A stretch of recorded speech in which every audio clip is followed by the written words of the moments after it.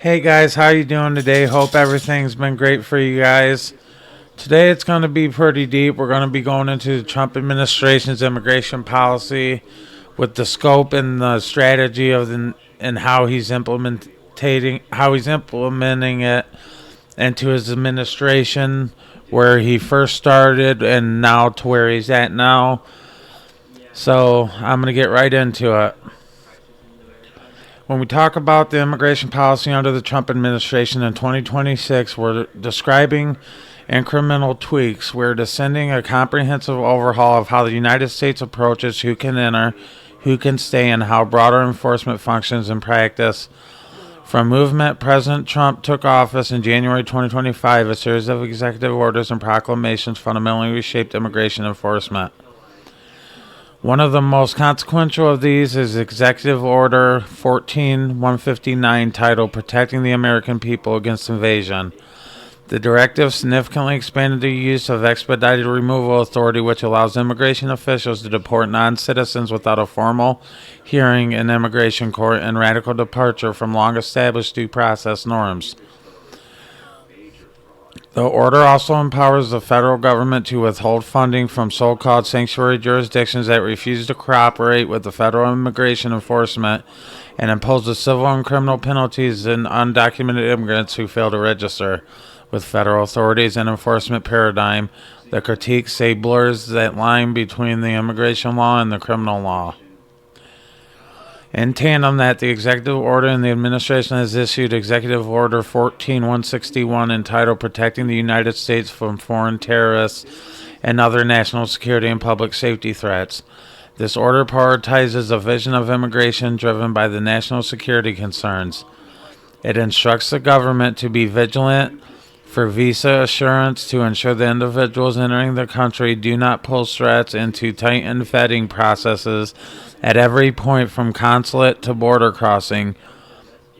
Under this framework, national security is interpreted broadly, covering not terrorism but also ideological threats and those to exploit, covering not just terrorism or the ideological threat of immigration laws and people who come with malevolent purposes. This broad phrasing has enabled the administration to justify the restrictions across many visa categories. Perhaps the most visible symbol of the administration's expanded restrictions has been the travel ban regime. Building on a series of proclamations issued in 2025, the administration travel restrictions have grown more sweeping. A key policy update in December of 2025 expanded entry suspensions in over 30 countries, including mixed, predominantly African, Middle Eastern, and Caribbean nations. Nationals from places like Afghanistan, Iran, Somalia, Sudan, Niger, and Syria face full suspensions if they're outside the United States without a valid visa as of January 1st, 2026. The administration justifies these measures by citing overstay rates, fraudulent documents, and security concerns, but the practical effect has been a halt of severely limited legal travel and immigration from vast swaths of the globe. These policies do not apply to individuals already in the United States and valid visas, but they have thrown families, students, and workforce migrants into uncertainty. Protecting the meaning and the value of the American citizenship challenges the long-standing constitutional interpretation of birthright citizenship. Under the 14th Amendment, the broader seeks to end automatic citizenship for children born in the United States from unauthorized immigrants and non-citizens on temporary visas. While federal courts have blocked this order and litigation is ongoing, the issuance signals an ideological aim to redefine core principles of the American citizenship. The order has been directly challenged in multiple courts. Injunctions remain in place, underscoring the policy is both legally contested and politically charged. While removal and restriction policies dominate headlines, and administrations has also moved to restrict popular visa categories and immigration benefits. Temporary protected status (TPS) designations of countries such as Haiti and Venezuela have been rolled back to allowed to expire, leaving thousands of residents in limbo. Special registrations requiring certain non-citizens to formally register with DHS and submit biometric information has been expanded, subjecting more migrants and visa holders to enforcement scrutiny and potential penalties. Critiques argue these policies create widespread uncertainty and anxiety among immigrant communities, even those who are here legally. The economic impact of these immigration shifts is becoming increasingly clear. Nonpartisan projections from the Congressional Budget Office indicate sharply reduced immigration flows will slow U.S. population growth over the next several decades, alter the labor market's tax revenue patterns and demographic trends. High-skilled employer programs such as the H-1B1 or the H-1B visas have also been reformed. Free structure and prioritization criteria have shifted, effectively making it harder for employees to recruit foreign talent.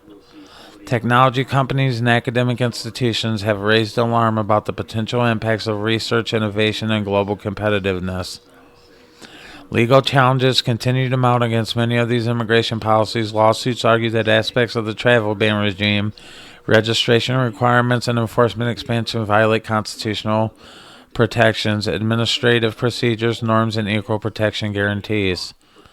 These cases are proceeding through federal courts with preliminary injunctions in some cases and ongoing procedural battles in others, illustrating that legal architect of immigration policy remains contested ground.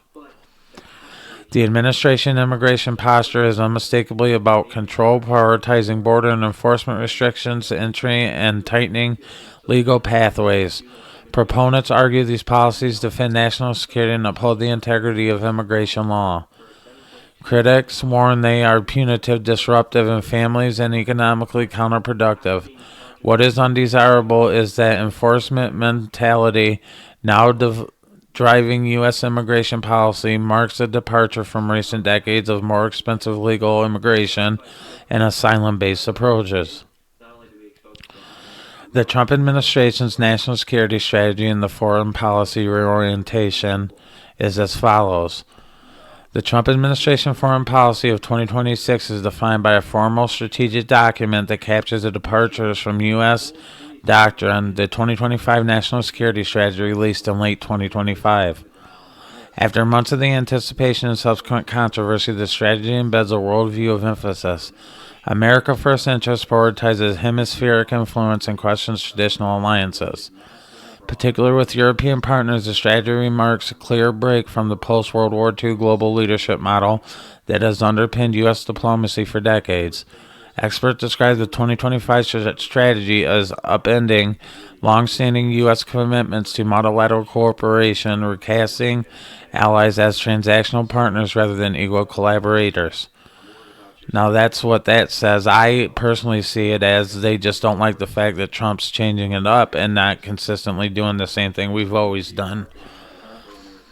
At its core, the national security strategy frames global political through three primary threats: mass migration, organized crime, and hostile foreign incursion. Mitigation, whether legal or illegal, is signaled out as a central concern, with language suggesting that granting citizenship should be rare because of its impact on social cohesion and labor markets. This perspective is rooted in a worldview that sees immigration control not merely as diplomatic policy, but as a cornerstone of national security. The emphasis reflects a broader ideological alignment within the administration, including the high-profile speeches by senior officials of international forums which have echoed similar themes about migration, perceived risk in Europe and beyond.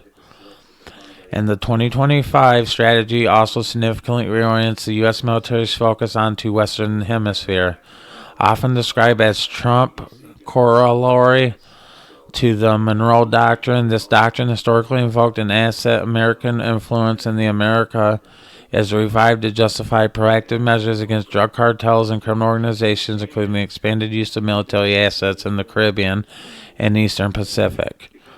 This is the part that involves capturing Maduro and everything, and how we've crossed that line where how do we have the right to tell Russia that they're bad for trying to take back their part of Ukraine, and we just went over and just erupted some other country and took their president, or not hostage, but we took him into custody for the crimes that the United States is charging him with. It's like a double standard, and it's not right. Publications note that these operations include increased pressure on nations like Venezuela, speaking of the devil, where the U.S. forces have executed strikes against traffic networks with clear United Nations authorization, which draw criticism from international legal scholars who question the legality of such an action under the UN Charter. Perhaps the most controversial is how the strategy addresses relations with the European allies. The document criticizes European countries for what labels as civilizational erasure, attributing this to immigration policies, declining birth rates, and recent suppression of free speech and political opposition. According to the strategy, these internal European dynamics undermine military, economic, and cultural vitality, raising doubts of Europe's reliability for the American partner.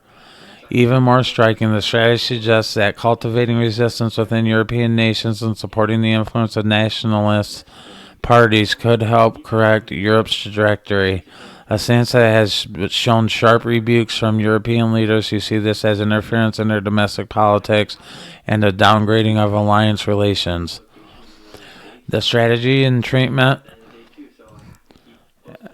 is a departure from past doctrines. While Russia is still described as a revisionist and China remains a strategic competitor, the emphasis on cooperation and competition with these powers is eclipsed by hemispheric priorities and ideological critiques of allies.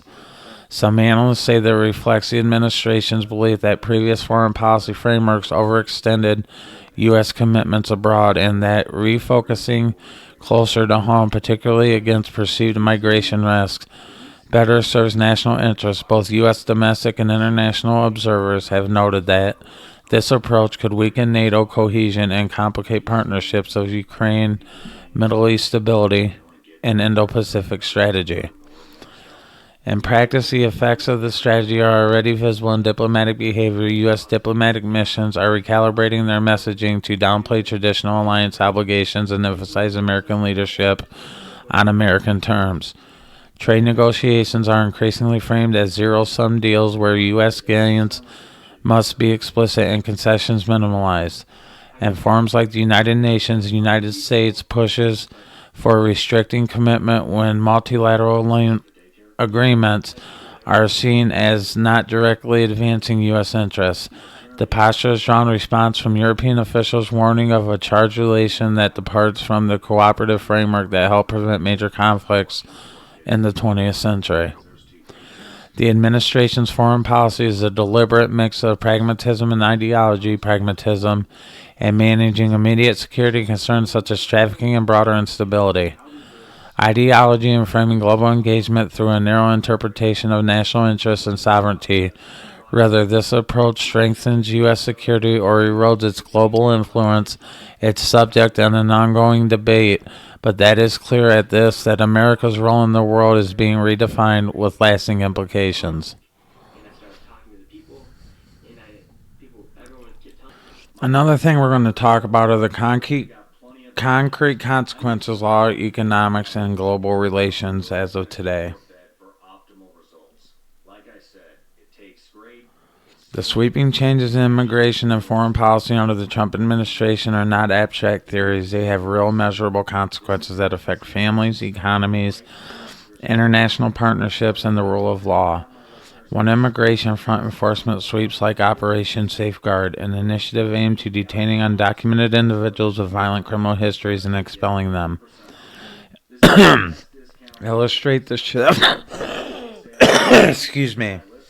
from the administrative oversight and assertive enforcement.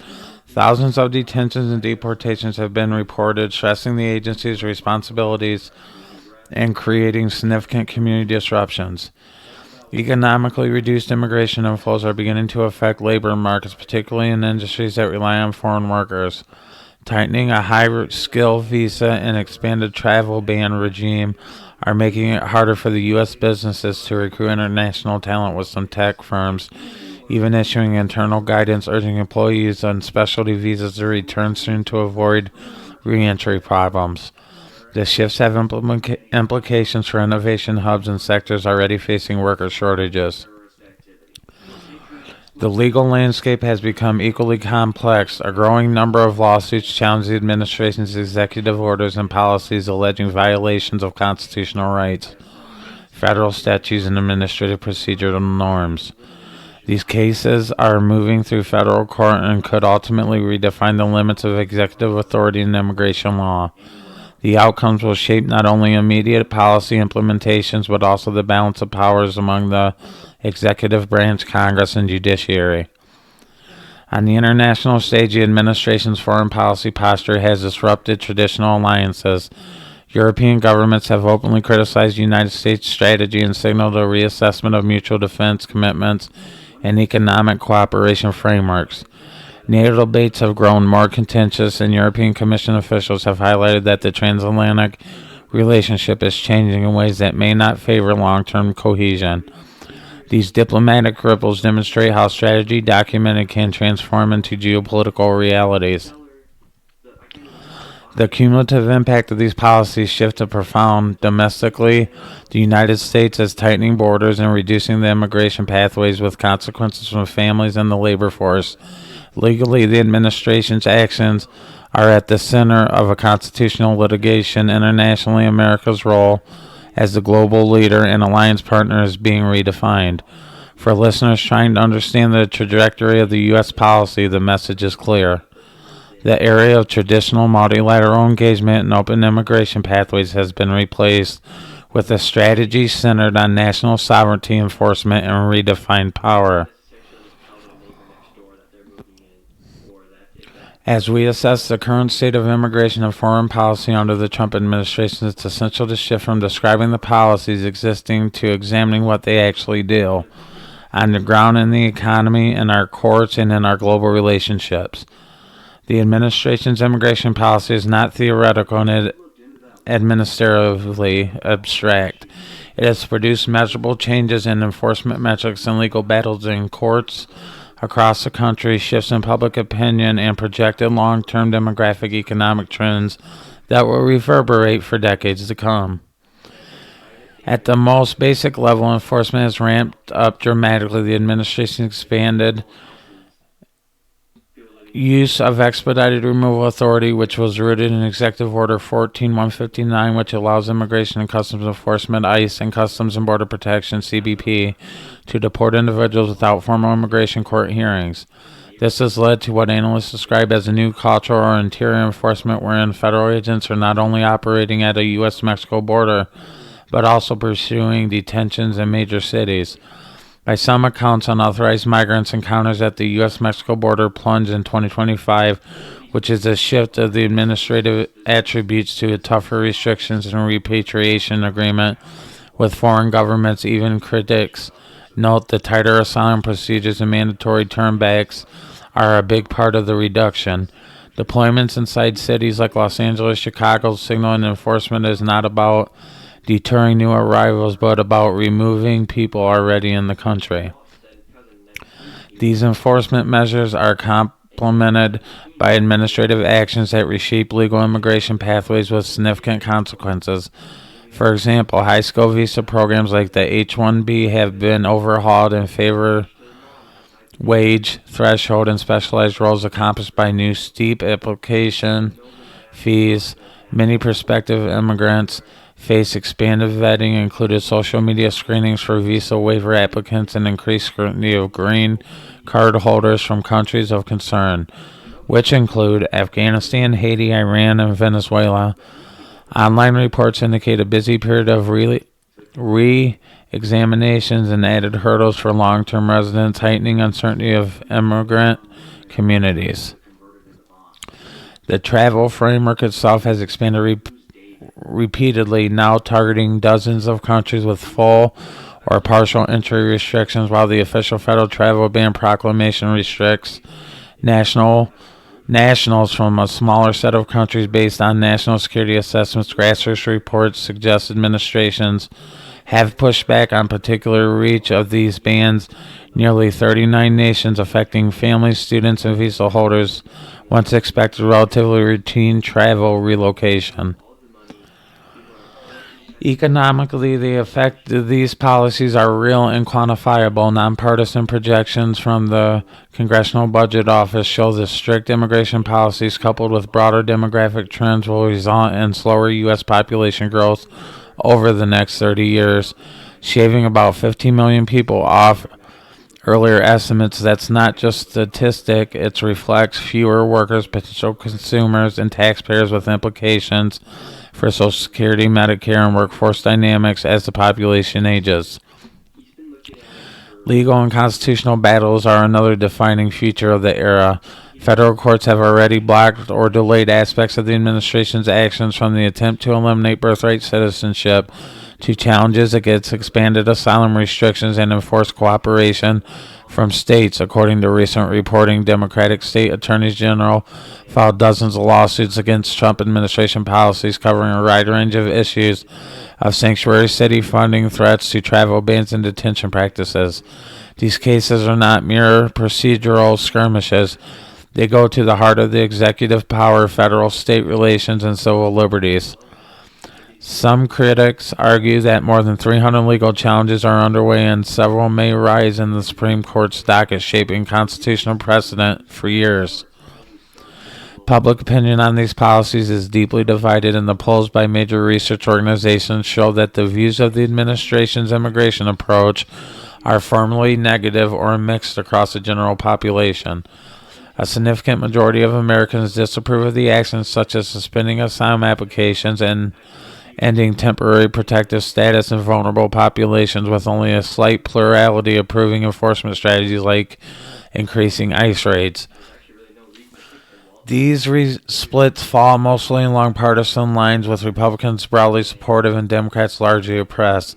Yet even within those broad partisan categories, views of specific policies vary, suggesting that while enforcement rhetoric resonates politically, particular measures are more contentious when broken down by concrete effect. Now, I disagree with it being the majority, because as Trump won the majority of votes and the popular votes, he won all 7 swing states. That would pretty much mean that he has a majority on his side and who voted for him to implement the policies that he is currently implementing. So right there alone tells you that he has a majority as far as who are on board with what's going on. That's just my opinion. The policy's impact on vulnerable populations is compounded by legislative and budgetary changes outside of direct immigration law. For instance, changes to federal health coverage eligibility and lawfully present immigrants have made many groups, including refugees, asylees, and temporary protected status holders, ineligible for Medicaid subsidies, marketplace coverage, or CHIP in the coming years. These shifts will likely increase uninsured rates among immigrant families, disproportionately affecting children and chronic care populations. Critiques argue these charges break faith in long-standing social safety net norms, like proponents from them as fiscal prioritization. Now, the legal challenges and demographic shifts and public skepticism all point to a deeper question: what kind of nation does the policy trajectory produce? Immigration has historically been a source of economic dynamism, cultural exchange, and innovation. Target restrictions and legal immigration, including highly skilled workers, are already having ripple effects on higher education, research, and technology sectors, which once relied heavily on global talent. Observers warn that signaling for foreign innovators that the United States is less welcoming could erode in leadership in science and technology over the long term. International human rights organizations, civil society groups, and even global cultural institutions have criticized the sweeping nature of these policies. In 2025, nearly 90 organizations from FIFA and other global bodies of press U.S. on immigration policies ahead of the FIFA World Cup, warning that current practices put fans, players, journalists, and host communities at risk of rights violations. This broad pushback underscores the global visibility and reputational consequences of the U.S. immigration strategy on the world stage. At the same time, the intersection of immigration enforcement and foreign policy dynamics cannot be overlooked.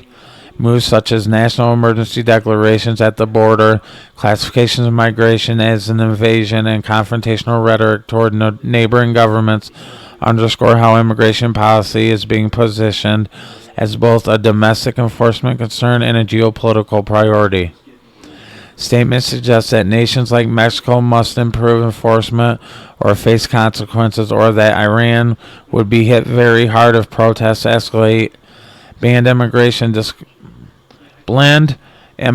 discourse with foreign policy pressure. These developments highlight an administrative approach that sees broader control of an inspirable form of broader national security strategy. Long-term projections indicate that the current policies persist. The United States may face labor shortages in critical sectors, slowed economic growth, and a demographic profile shifts toward the older, less intentional, connected population. These are not speculative models. They are outcomes projected by nonpartisan institutions based on current legal and policy frameworks. The magnitude of these demographics and economic shifts raises questions about the sustainability of social programs, the vibrancy of local economies, and the adequate ability of industries that have depended on immigrant labor for decades. In the legal domain, the evolving body of court decisions are shaping how immigration enforcement is implemented. Injunctions, federal rulings, and appeals processes influence day-to-day operations in immigration courts and detention centers. The Supreme Court's upcoming terms promise to be consequential, as several major constitutional questions, from executive authority limits to due process protections, could be resolved at the highest judicial level. These rulings will shape how future administrations can be in crafting immigration and border enforcement policy without new legislation from Congress. As citizens observe the participants in this national debate, it is our responsibility to understand not just what is being done, but also a broader effect of families, communities, legal norms, and American place in the world. These policies are redefining who is welcome, who is excluded, and under what terms they are shaping demographic and economic foundations of our society and recalibrating long-standing international relationships. Whether one agrees or disagrees with the underlying philosophy, the consequences are real and far-reaching, and they demand scrutiny, debate, and thoughtful engagement.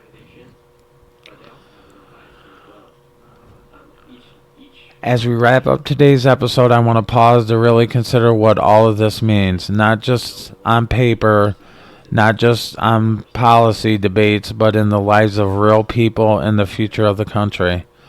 The Trump administration's immigration and foreign policy is more than lines in a document or talking points on cable news.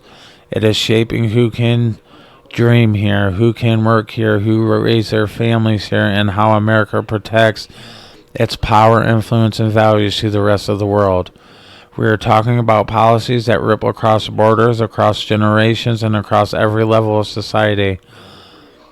From classroom factories, from hospitals to boardrooms, and from courtrooms to the streets of Washington, D.C., every deportation, every visa restriction, and every suspension of a humanitarian program, every sharp pivot in foreign policy sends a message about who belongs and who doesn't, and that's the message will be felt for decades. And let's be clear, these decisions are not abstract. They are choice made at the highest level of government, guided by ideology, strategy, and political calculus. They challenge our sense of justice, our moral compass, and very idea of what America stands for on the global arena. Friends, and stakes are enormous. What we are witnessing is a recalibration of the nation's soul, the boundaries of freedom, and the responsibilities we have toward each other and toward the world. Ignoring these shifts or dismissing them as a partisan posture is no longer an option, because these policies affect you, your neighbor, and the generations that will inherit the consciousness of today's choices. So I urge you to stay informed, to engage critically, and hold leaders accountable, not just with your vote, but with your voice, your awareness, and your civic participation. Understand that what happens at the border, in the courts, and in foreign capital reverberates in your daily life. Reflect on the human stories behind the headlines, the families separated, the communities disrupted, and the young professionals barred from opportunity, the alliance strained, and the trust tested between nations. This is not hypothetical, this is happening, and it's attested between nations. This is not I would like to thank you for joining me today on this episode of the Unfiltered Political Ends podcast, where we don't just report the news, we analyze it, contextualize it, and challenge you to see beyond the headlines. Your engagement and your questions are welcome, and we find value in doing these deep dives to share its substance. Subscribe and stay tuned, because understanding the direction of this country is too important to leave to chance or partnership. This is your country, your future, and your responsibility, and here we give it the scrutiny it deserves. Till next time, thank you, and have a good day. Bye.